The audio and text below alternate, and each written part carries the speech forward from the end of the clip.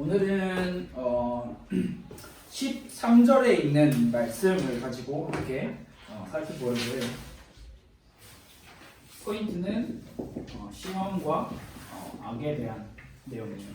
우리 다 찾았으면 한번 9절부터 13절 말씀을 다 같이 한 목소리로 한번 읽어봅시다. 시작. 그러므로 너희는 이렇게 기도하라. 하늘에 계신 우리 아버지여, 이름이 거룩히 여김을 받으시오며 나라가 임하시오며 뜻이 하늘에서 이루어진 것 같이 땅에서도 이루어지이다. 오늘 우리에게 일용할 양식을 주시옵고 우리가 우리에게 죄 지은 자를 사하여 준 것 같이 우리 죄를 사하여 주시옵고 우리를 시험에 들게 하지 마시옵고 다만 악에서 구하시옵소서. 나라와 권세와 영광이 아버지께 영원히 있사옵나이다. 아멘. 자, 여러분들에게 질문을 한 가지 드려보려고 해요. 자, 지금 우리가 살아가고 있는 이 시대에 전 세계 나라가 몇 개 정도 된다고 알고 있어요? 208. 몇 개요? 166. 166개밖에 되진 않을 것 같은데. 266개. 266개. 그러니까 뭐 대충 뭐 우리가 정확한 뭐 숫자를 꼭 알아야 된다라는 건 아니지만 그냥 한 230개에서 240개 정도는 나라가 있다고 해요, 전 세계에. 근데 여러분 그 전 세계 한 230에서 40개 되는 나라 가운데 쉽게 말하면 분단되어 있는 나라, 쪼개져 있는 나라가 몇 개나 있을 것 같아요? 어디요? 우리나라, 대한민국. 우리가 살아가고 있는 시대에 그러면 대한민국이라는 이 시대에 지금 이 시대를 뭐라고 우리가 이야기를 해요? 완전한 평화가 있는 시대가 아니잖아요. 우리는 휴전 상태잖아요. 잠정적인 평화를 지금 살아가고 있는 시대예요. 뭐 우리나라가 특히나 왜 우리나라가 어떤 이유에서 지금 이렇게 분단된 이유와 분단된 국가로 살고 있는지 정확한 이유가 우리가 하나님의 뜻도 있겠고 이 나라의 시대에 의미도 다 있겠지만 우리가 살아가고 있는 시대가 완전한 평화가 있는 시대가 아니라는 사실을 여러분들이 꼭 기억을 해야 해요. 근데 보통 우리가 살아가고 있는 이 시대에 그냥 무조건 우리는 지금 뭐 전쟁 뭐 일어날 거야, 뭐 전쟁이야, 뭐가 전쟁이야, 일어나지 않을 거야, 우리는 평화롭잖아 라고 그냥 이렇게 대수롭지 않게 넘기면서 살아가기도 하죠. 사실 우리가 매일매일마다 전쟁이 언제 일어날까, 어떤 우리에게 문제가 생길까라는 걱정을 하면서 살지는 않잖아요. 근데 그런 것처럼 눈에 보이지 않는 영적인 세계 또한 우리의 영적인 세계 또한 완전한 평화를 가지고 있는 상태가 아니에요. 그걸 조금 설명을 하자면 영적 대치 상태라고 우리가 생각을 할 수가 있어요. 근데 우리는 영적 대치 상태에 살아가고 있어요. 조금 더 쉽게 이야기를 하면 이렇게 표현을 하기도 하더라고요. 영적 지뢰밭에서 살아가고 있다. 그러니까 지뢰는 어딘가에 숨겨져 있어요. 근데 그 지뢰가 살아있는 지뢰인지 죽어있는 지뢰인지는 몰라요. 근데 우리가 그거를 살아있는 지뢰를 밟으면 터지고 죽어있는 지뢰를 밟으면 뭐 문제가 되지 않는. 근데 우리의 삶의 영적인 눈에 보이지 않는 영적인 곳에는 다 이렇게 지뢰들이 숨겨 있다라는 거. 근데 그 지뢰를 뭐라고 이야기를 하냐면 우리의 마음의 이 시험 그리고 악이라고 표현을 할 수가 있어요. 자, 왜 영적 대치 상태라고 이야기를 할까요? 예수님이 이제 12월 25일 성탄절에 또 오시는데 이날 오셔서 우리가 기억하는데 예수님 2019년 전에 오셔서 우리의 모든 죄를 해결하시고 십자가에서 모든 문제를 다 해결하셨다고 하는데 왜 영적 대치 상태일까요? 사단이 마귀가 머리가 박살났다라고 이야기를 하는데 왜 영적 대치 상태라고 이야기를 할까요?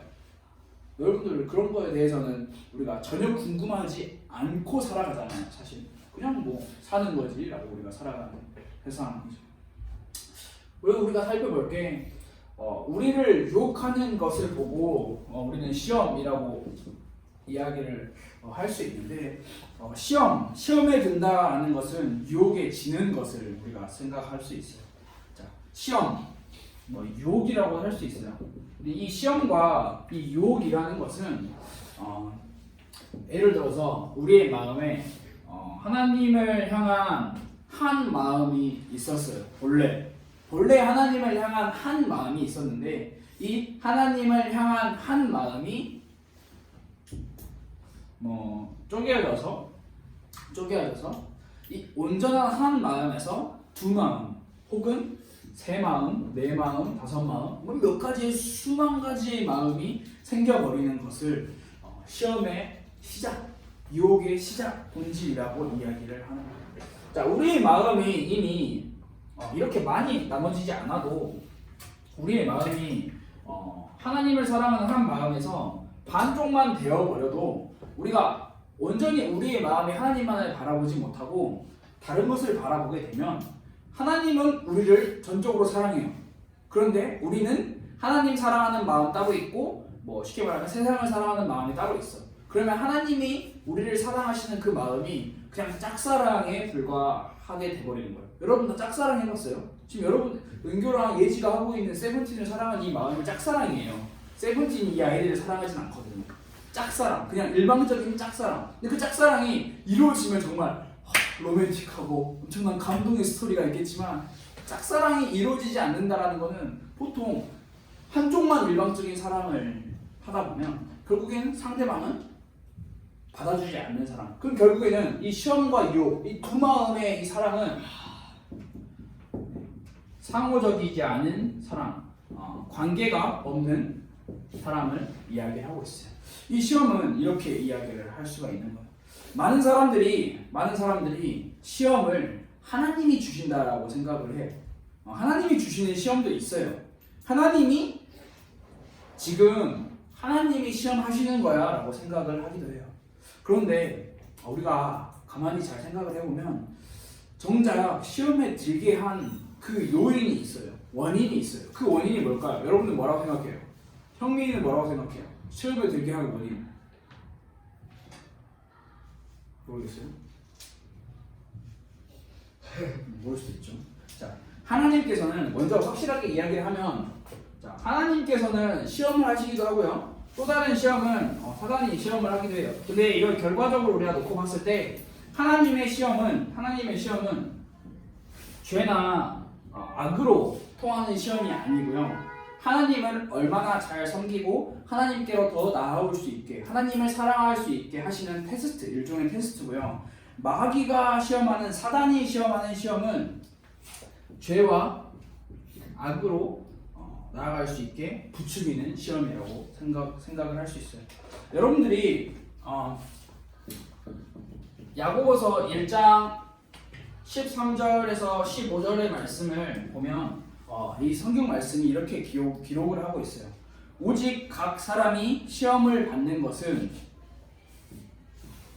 자기 욕심에 의해서 받는 거다라고 기록을 하고 있어요. 분명하게 야고보 사도는 이야기를 하고 있어요. 사람이 시험을 받을 때 내가 하나님께 시험을 받는다라고 말하지 말아라. 하나님은 악에게 시험을 받지도 아니하시고 친히 아무도 시험하지 아니하신다라고 이야기를 하고 있어요. 이 말은 하나님이 죄와 악으로 가는 그 시험을 하지 않으신다라는 거예요. 그러면 야고보 사도가 분명하게 우리에게 이야기하고 있는 것은 악이, 시험이 나오는 가장 첫 번째 요인은 자기의 욕심이라는 거예요. 자, 여러분들이 밖에 나가서 뭐 공원을 가면 새들이 있잖아요. 새들이 날아다니는 새들이 있잖아. 그 새들이 여러분들의 머리 위를 막 날아다녀. 그럼 그거 어떻게 할 수 있어요? 어떻게 못해. 우리가 새가 내 하늘에서 내 머리를 날아다니는데 그걸 우리가 어떻게 할 수 있어? 그런데 새가 그 우리 위를 날아다니다가 우리의 머리 위에 자기들의 집을 짓는 것은 우리가 막을 수 있어요? 막을 수 없어요? 막을 수 있어요. 마치 시험이 그렇다라고 이야기를 해요. 새가 하늘을 날아다니면서 우리의 머리를 막 날아다니는 걸 우리가 뭐 어떻게 할 수 있는 거 아니에요? 그만큼 시험, 욕심, 죄, 유혹이라는 거는 우리의 사방군대에 이렇게 퍼져 있어요. 우리가 뭐 어떻게 할 수 있는 게 아니야. 그런데 그 시험이 우리의 마음에 들어오고 그 유혹이 우리의 마음에 들어오고 그 유혹이 우리의 마음에 들어오지 못하고 시험이 우리의 마음에 들어오지 못하게 막는 것은 우리가 할 수 있고 할 수 없는 부분이 분명하게 있다라는 것을 이야기를 하고 있는 거예요. 시험은 항상 우리의 주변에 존재해요. 항상.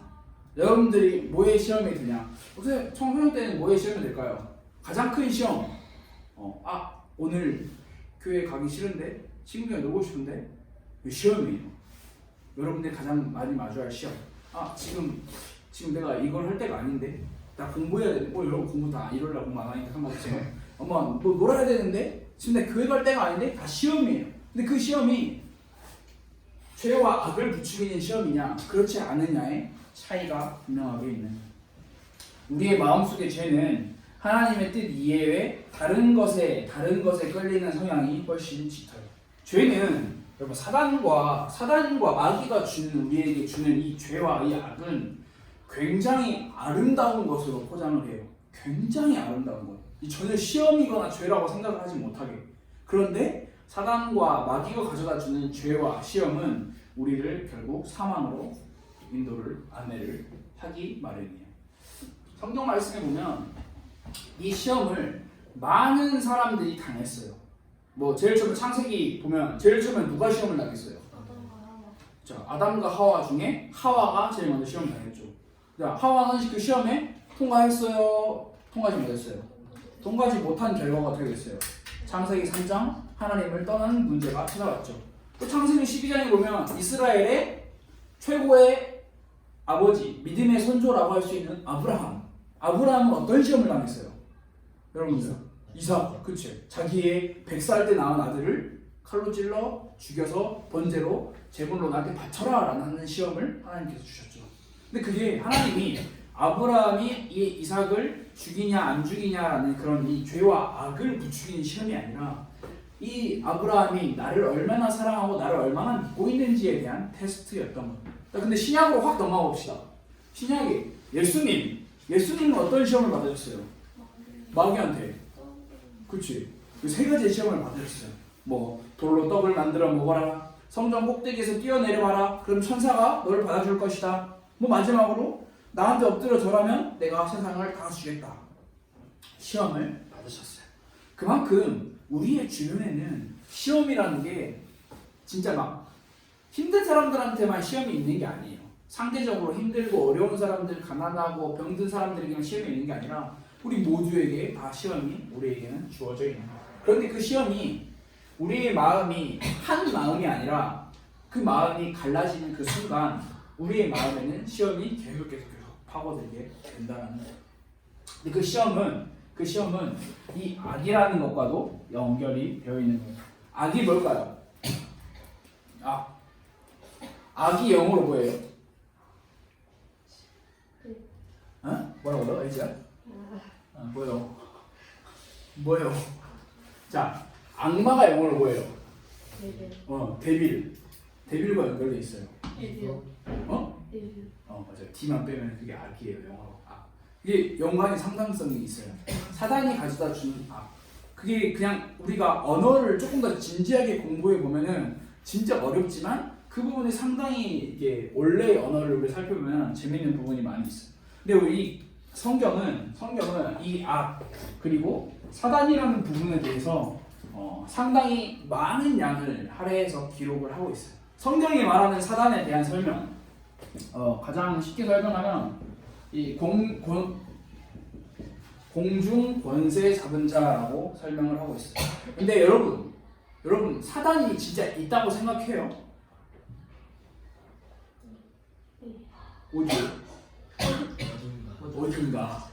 어딘가가 어딜까요? 멀리 있을까? 아니 뭐 어디 저 구석지에 박혀 있을까요? 사단이 대체 어디 있을까요? 여러분 사단이 진짜 있다고 생각은 하죠? 우리 주변에. 근데 그게 정말 무서운 말일 수 있지만 사단이 우리 주변에 있을 수도 있지만 우리의 마음 안에도 있을 수 있다는 거예요. 그게 얼마나 무서운 사실인지 우리가 살아가는 이 과학이 발전된 최첨단 시대, 발전된 이 시대에는 눈에 보이지 않는 존재가 있다라는 것을 믿지 않는 시대가 와버렸어요. 근데 여러분은 우리는 사단이 존재한다는 사실을 항상 인식하고 있어야 되는 거예요. 사단이 어떻게 여러분들을 공격할까요? 사단이 공격하는 방법은 다른 게 아니에요. 첫째,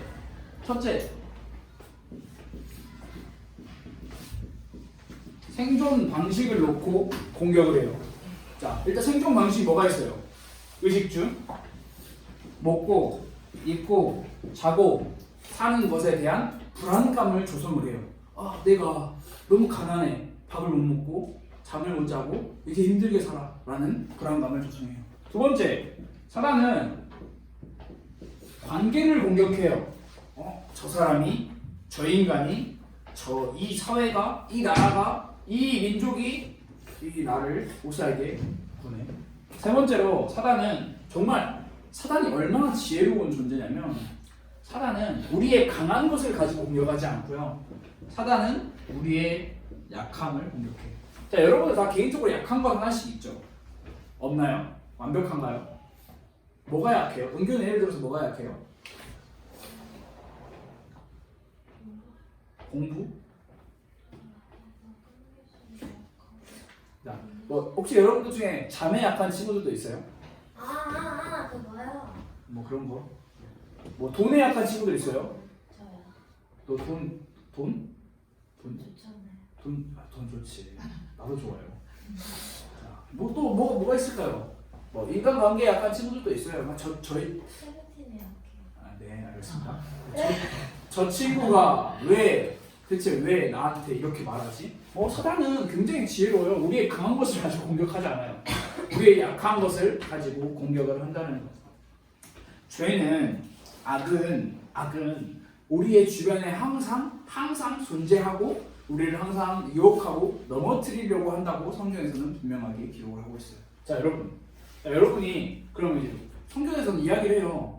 교회에서도 이야기를 해요. 악을 대적해라. 사단을 무찔러라. 자, 그런데 잘 생각해 봅시다. 사단과 악을 우리가 어떻게 대적할 수 있어요? 그러게요. 맞아요. 그러게요가 정답이에요. 대적할 수 있는 방법이 없어요. 뭘로 대적할 거예요, 여러분? 사단과 눈에 보이지도 않는데. 눈에 보이지도 않고 그렇다고 강한 그렇죠. 우리가 사단과 악을 싸워서 이길 수 있는 방법이 이 세상에 아무리 찾아봐도 아무리 공부를 많이 해도 참 안타까운 말이지만 없어요. 우리가 사단과 악을 이길 수 있는 우리의 힘은 어디에도 존재하지 않아요. 그런데 우리가 사단을 무찌르고 악에서 벗어날 수 있도록 우리를 도와주세요 라고 기도할 수 있는 이유는 다른 데 있는 게 아니라 이미 예수님께서 십자가에서 자기의 피를 흘려 돌아가심으로써 사단이라는 존재, 마귀라는 존재를 이미 그 싸움을 이미 끝내셨어요. 근데 우리는 그 힘을 가지고 우리가 살아갈 수 있는 거예요. 우리가 예를 들어서 사단을 그리면 어떻게 그려야 할지 모르겠는데 가장 뿔이 있겠죠? 자, 네? 고양이요? 자, 사단이에요. 자, 사단과 싸웁니다. 귀여워요? 사단이 이렇게 귀엽게 여러분에게 다가와요. 그 유혹하는 거. 자, 오케이. 자, 이게 이제 여러분입니다. 여러분. 자, 이제 더 중요한 건 뭐냐면 여러분 뒤에 뭐가 있냐는 거예요. 여러분이 가지고 여러분의 백이 뭐냐는 거예요. 자, 여러분이 사단과 싸워요. 이길 수 없어요. 사단과 어떻게 싸울 거예요? 이길 수 없어요. 뭐 어떤 방법, 과학, 지식, 뭐 철학, 뭐 여러분의 뭐 미모는 죄송해요. 미모 업종, 이렇게 뭐 운동 신경, 뭐 운동 능력, 뭐 돈, 재산 다 끌어모아서 사단과 싸우려 해봐요. 사단 이길 수 없어요. 사단 그럼 어떻게 이겨야 돼요? 자, 여러분 이 그림을 보고 잘 생각해봐요. 어떻게 해야 될까요? 빼기 개쓰요. 빼기 개쓰요. 백은 이미 개쎄요. 백은 이미 개쎄요. 왜냐면 하나님이니까. 도움을 구해요. 그럼 자, 이 그림 상태로 쉽게 생각을 해봐요. 여러분. 굉장히 사고력 시험 같은데. 자, 이 상태면 어떻게 해야 될까요? 지금 내가 사단과 마주보고 있어요. 대치하고 있어요. 내가 사단과 싸워서 이길 수 없을 것 같아. 아니, 이길 수 없어. 그럼 어떻게 해야 돼? 도움을 대타. 철권 해봤죠? 철권 해봤어요? 터치 하잖아, 터치. 내가 뒤로 가고. 쉽게 말하면 어려운 게 아니에요, 여러분. 내가 뒤로 가고 하나님을 앞으로 모시는 거예요. 그러면은 우리가 싸울 수 있잖아요. 반대로 또 한 가지, 내가 사단과 가서 싸우고 있잖아요. 그럼 내가 제가 그림 너무 못 그려가지고 우리가 사단 앞에서 딱 서 있는 게 아니라 우리가 이거 누워 있는 거예요. 누우면 돼요. 하나님 앞에 엎드리면 돼요. 하나님 도와주세요. 하나님 살려주세요. 이거는 이제 그림이 자, 너네 그림 테스트 한 번씩 더 한다. 그래, 비웃지 마라. 자, 엎드린다는 표현 어떤 게 연상돼요? 하나님 앞에 엎드린다라는 표현 어떤 게 연상돼요? 기도가 연상되죠. 기도. 하나님 앞에 그냥 서가지고 밥 먹으면서 하나님 도와주세요라고 기도하는 게 아니라 무릎을 꿇고 하나님 앞에 엎드려. 야, 이제 웃지 마세요. 자, 이렇게 기도하는 게 우리에게 연상이 돼요. 자, 사단을 싸울 수 있는 방법은 다른 게 아니에요. 이거예요. 뒤로 가거나 아니면 하나님 앞에 납작 엎드리거나. 이미 끝났어요. 승리는 이미 확정돼 있어. 여러분이 잘나서가 아니에요. 예수님이 이미 다 이기셨기 때문에. 여러분들이 마지막으로 꼭 기억을 해야 되는 게, 여러분들이 아마 뭐 지금까지 열심히 한 몇 년 신앙생활 했죠? 뭐 앞으로 많이 신앙생활 하겠죠? 그럼 진짜 교회에서 가장 많이 듣는 말이 복음일 거예요. 복음. 복음이 뭘까요? 복음이 뭐예요? 하나님. 일단 뭐 이렇게 얼버무리면 일단 복음에 대한 확실한 그 지식이 없는 거예요. 근데 여러분 지식이라도 확실하게 가지고 있어야 돼요. 복음은 예수님이에요. 예수 그리스도가 우리의 복음이에요. 그런데 여러분 진짜 무서운 게 뭐냐면 교회가 복음을 뭐라고 가르치냐면 예수 믿고 복 받게 해달라고 하는 그것이 복음이라고 가르쳐요. 예수 믿고 내가 성공하는 것이 복음이라고 가르치고요. 예수 믿고 세상 사람들처럼 더 잘 살게 해주세요. 그거 더 잘 사는 게 복음이라고 가르쳐요. 근데 성경은 단 한 번도 그렇게 가르친 적이 없어요. 복음은 그냥 예수님이에요. 더 잘 사냐, 뭐 좋은 차를 타냐, 뭐 내가 뭐 더 키가 커지냐, 잘생겨지냐, 뭐 부자가 되냐 이런 거랑 전혀 상관없어요. 그냥 복음은 예수님 그 자체예요. 그 말이 뭐냐면 우리가 예수님을 믿었어. 그럼 우리한테 어떠한 대가나 어떠한 뭐 추가적인 보상이나 선물이 따라와야지만 그게 복음인 게 아니라 예수님을 믿었어. 그러면 예수님이 우리 안에 계셔. 그럼 그게 복음이에요. 그게 끝이에요.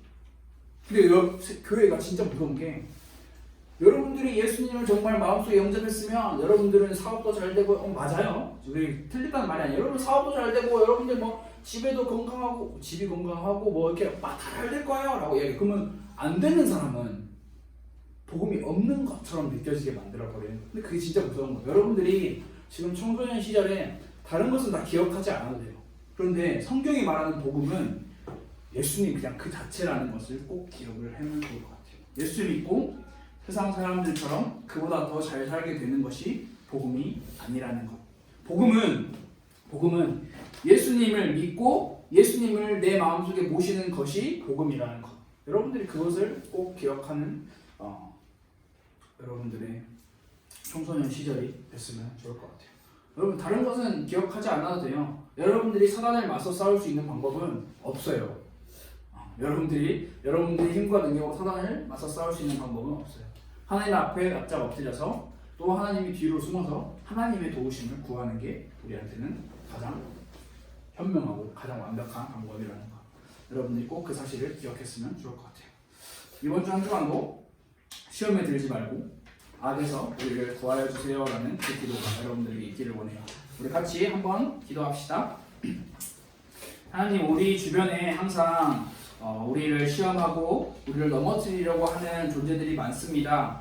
우리가 하나님을 의지하고 하나님의 도우심을 구해서 그 악과 그 시험에서 이길 수 있도록 우리를 도와주세요. 우리 함께 기도합시다.